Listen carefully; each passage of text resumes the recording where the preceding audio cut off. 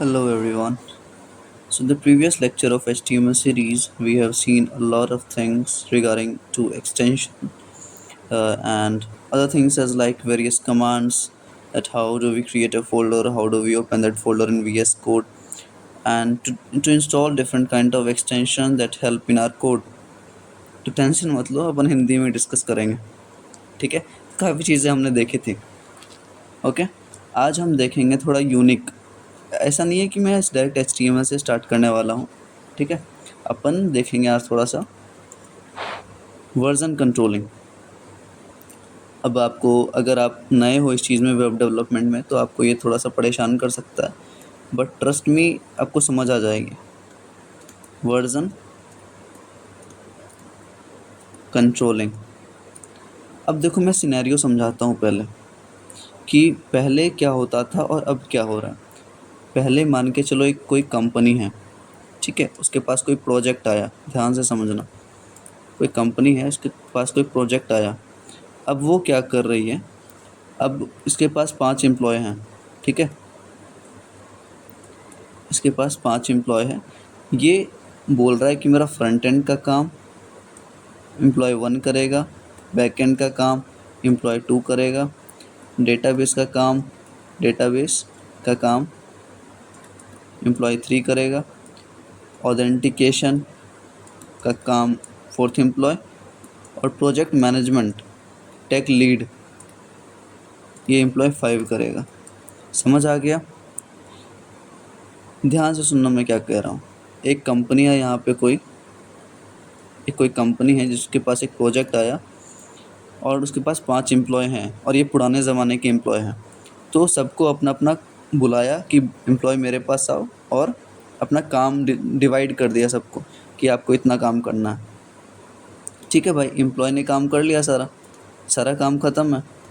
तो अब वो सारा काम किसके पास जाएगा? सबसे पहले टेक लीड के पास जाएगा, जो लीड होगा उस प्रोजेक्ट का. ठीक है, इसके पास गया, ये सारा कुछ रिव्यू करेगा.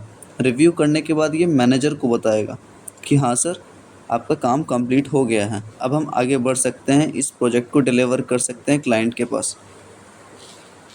इतना समझ आ गया अपने को?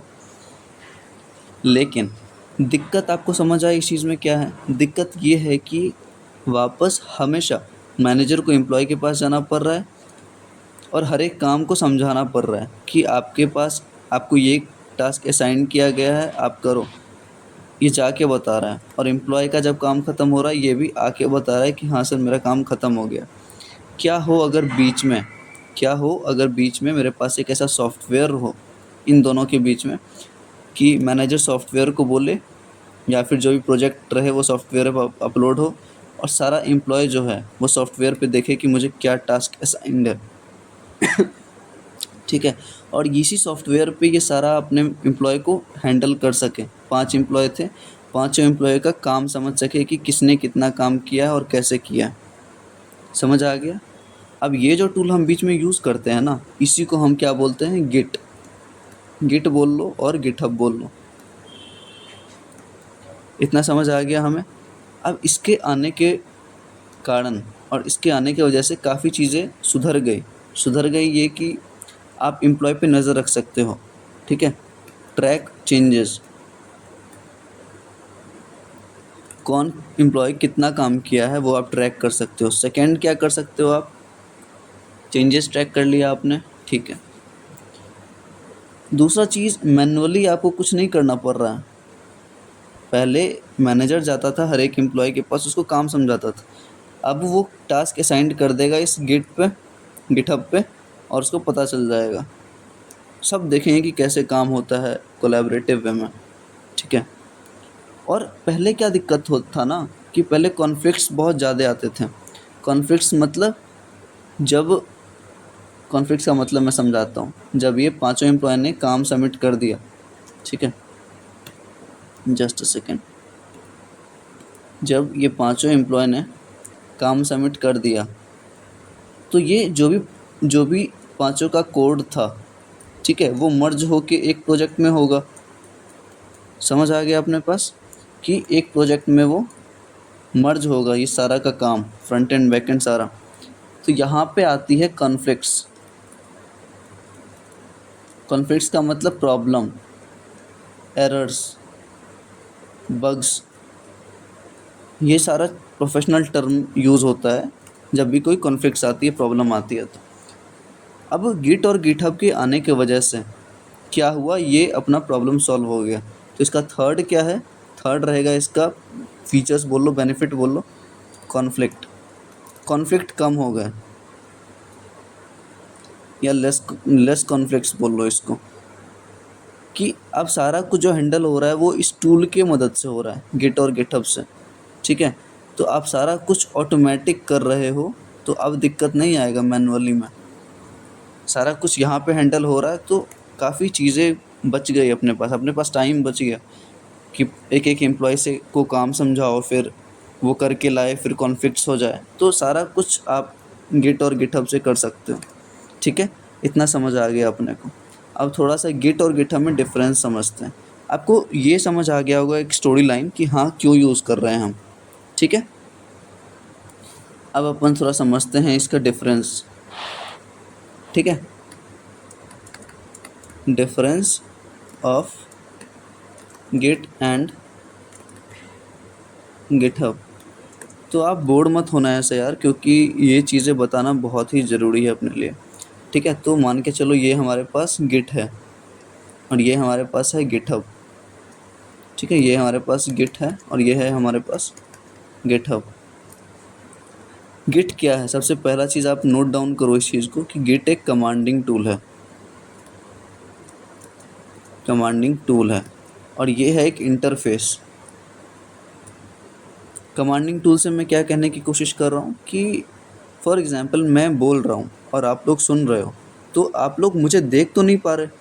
ठीक है, मैं कमांड प्रोवाइड कर रहा हूँ, तो आप लोग मुझे एज अ कंसिडर करोगे गिट। ठीक है, ये एक ऐसा टूल है, एक ऐसा सॉफ्टवेयर है जो हमें कमांड प्रोवाइड करता है। ठीक है, गिटहब जो है वो भी एक सॉफ्टवेयर है, वो भी एक टूल है जो इंटरफेस प्रोवाइड करता है, जो दिखाता है। बोल कौन रहा है, गिट, लेकिन लोग देख किसको रहे हैं, गिटहब। समझ आ गया, गिट एक कमांडिंग टूल है, गिटहब एक इंटरफेस है। गिट जो इंस्टॉल होता है ना वो लोकली होता है, मतलब हमें लैपटॉप पे ही इंस्टॉल करना पड़ेगा गिट। लेकिन गिटहब जो है ना ये ब्राउज़र पे चलता है, इसको अपने को इंस्टॉल नहीं करना लैपटॉप पे। ठीक है, तो दोनों चीज़ समझ आ गई। गिट क्या होता है, कमांडिंग टूल है। ठीक है, कमांड देना किसी को, दे किसको रहा है, ठीक है वो देखेंगे अपन किसको दे रहा है। लेकिन गिटहब जो है वो एक इंटरफेस है जो हमें दिखेगा, जहाँ हमें आउटपुट दिखेगा। मैनेजर जो हम बात कर रहे थे अभी मैनेजर की, वो कहाँ पे दिखेगा, वो दिखेगा इंटरफेस, वो दिखेगा उसका गिटहब। ठीक है, वो अपने गिटहब प्रोफाइल पे आएगा और देखेगा कि किस किस एम्प्लॉय ने कितना काम किया है, कैसे किया और कितने टाइम में किया, सारा कुछ ट्रैक करेगा। ठीक है, अब ये जो गिट है ये कमांड प्रोवाइड कर रहा है, इतना मुझे पता चल गया। लेकिन कमांड दे किसको रहा है, फॉर एग्जांपल ऐसे समझो कि मैं पढ़ा रहा हूँ आप लोगों को। ठीक है, मैं कमांड दे रहा हूँ कि भाई पढ़ो, लेकिन आप लोग ऑडियंस हो तभी ना। अगर मैं मुझे सुनने वाला ही कोई नहीं रहे तो मैं किसको बोलूँगा, समझ रहे हो इस बात को। तो बीच में मेरे पास कौन आता है, वीएस कोड। मतलब ये गिट जो कमांड दे रहा है वो बाय डिफ़ॉल्ट एडिटर सुनेगा, वीएस कोड को हम देंगे, और ये चेंजेस कहाँ रिफ्लेक्ट करेगा, गिटहब पे। ध्यान से देखना इस फ्लो चार्ट को। ठीक है, गिट एक कमांडिंग टूल है, कमांड देगा किसको देगा, वीएस कोड को। वीएस कोड इसको एग्जीक्यूट करेगा और रिफ्लेक्ट करेगा सारे चेंजेस को, कहाँ पे, गिटहब पे। ठीक है, समझ आ गया डिफरेंस, आपने देख लिया गिट और गिटहब में क्या डिफरेंस है, वीएस कोड को कौन कमांड दे रहा है और कहाँ पे ये रिफ्लेक्ट करेगा। ठीक है, इससे ज़्यादा अपने को नहीं देखना इस चीज़ में, कुछ स्टेप्स हैं इसमें और स्टेप्स की हम बात करेंगे नेक्स्ट लेक्चर में। ठीक है, उस स्टेप्स के बाद हम HTML अपना स्टार्ट कर देंगे। ठीक है, गिट और गिटहब में नहीं पढ़ा रहा, उसका अलग से सीरीज़ चल रहा है, आप देख लेना। ठीक है, तो मैं इसलिए इसको इंक्लूड कर रहा हूँ गिट और गिटहब, क्योंकि काफ़ी ज़्यादा इंपॉर्टेंट रहने वाली है ये चीज़ अपने लिए। ठीक है, तो नेक्स्ट लेक्चर में मिलते हैं और देखते हैं कि कौन कौन से स्टेप्स होते हैं गिट और गिटहब को यूज़ करने के लिए। ठीक है, तो चलो नेक्स्ट लेक्चर में मिलते हैं, बाय बाय।